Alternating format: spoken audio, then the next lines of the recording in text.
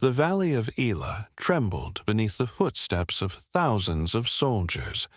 On one side stood the army of Israel. On the other stood the mighty Philistines. For 40 long days the two armies faced each other across the valley, yet neither side dared advance. The reason was a giant. Every morning, as the sun rose above the hills, a massive warrior stepped from the Philistine ranks. His armor gleamed like bronze fire. His spear was as thick as a weaver's beam. His shield-bearer walked before him, yet even the shield-bearer seemed small beside him. His name was Goliath. Standing over 9 feet tall, he towered above every soldier in Israel. With a thunderous voice he shouted across the valley, "Choose a man to fight me. If he defeats me, we will serve you. But if I defeat him, you will serve us." His challenge echoed through the mountains. Fear spread through the camp of Israel. King Saul heard the challenge. His generals heard the challenge. Every soldier heard the challenge. But no one stepped forward. Day after day, Goliath mocked the armies of God. Day after day, fear grew stronger.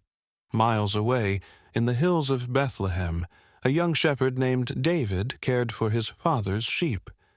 David was the youngest son of Jesse. While his older brothers served in Saul's army, David spent his days guiding sheep through rocky fields, playing songs on his harp, and worshiping God beneath the open sky. Many people saw only a shepherd boy, but God saw something different.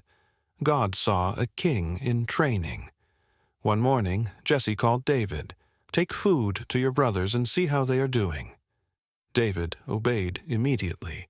Before sunrise, he loaded supplies onto a donkey and began the journey to the battlefield. By the time he arrived, the armies were preparing for another day. Trumpets sounded.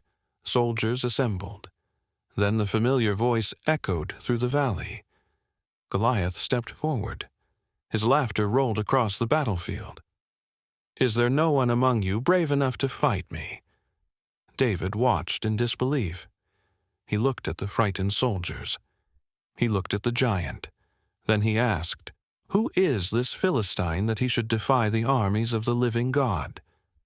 The soldiers stared at him. Hadn't this shepherd boy seen the giant? Didn't he understand the danger? But David wasn't focused on Goliath's size. He was focused on God's power. His older brother Eliab overheard him speaking. Angrily, he said, "Why are you here? Go back and watch your sheep." But David refused to be silenced. The more he heard Goliath insult God, the stronger his conviction became. Word of David's courage eventually reached King Saul. The young shepherd was brought before the king. Saul looked at him and shook his head. "You are only a boy," Saul said. "Goliath has been a warrior since his youth." But David answered with confidence, "When I cared for my father's sheep, lions and bears attacked the flock. God delivered me from their claws. The same God who rescued me then will rescue me now." Something in David's voice caught Saul's attention. Finally, the king agreed. Saul offered his armor. David tried it on.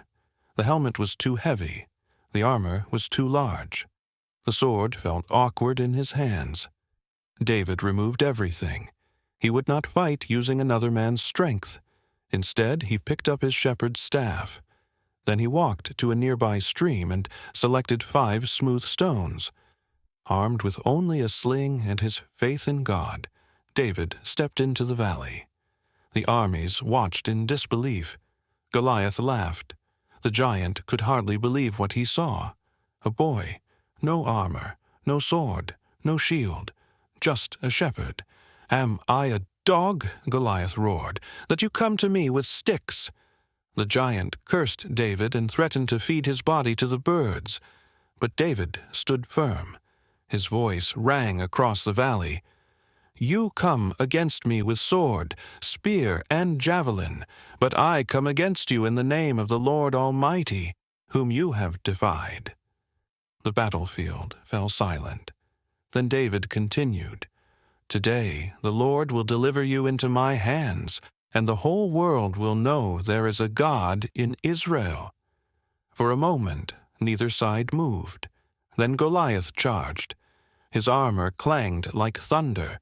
The ground shook beneath his feet. The giant was confident. He had defeated countless enemies before. This shepherd boy would be no different. But David did not retreat. He ran toward the giant. With practiced precision, he placed a stone into his sling. Years of protecting sheep had prepared him for this moment.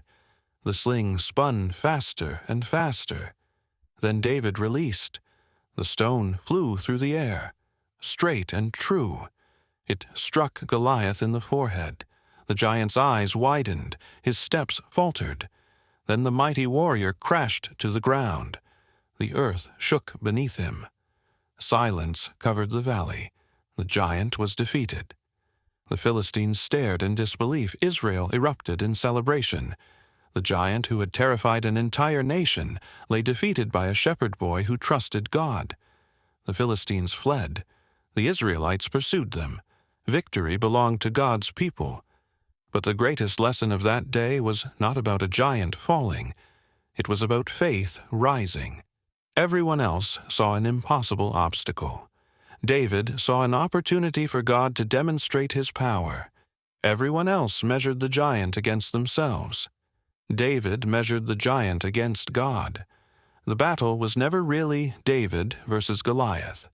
It was fear versus faith, and faith won.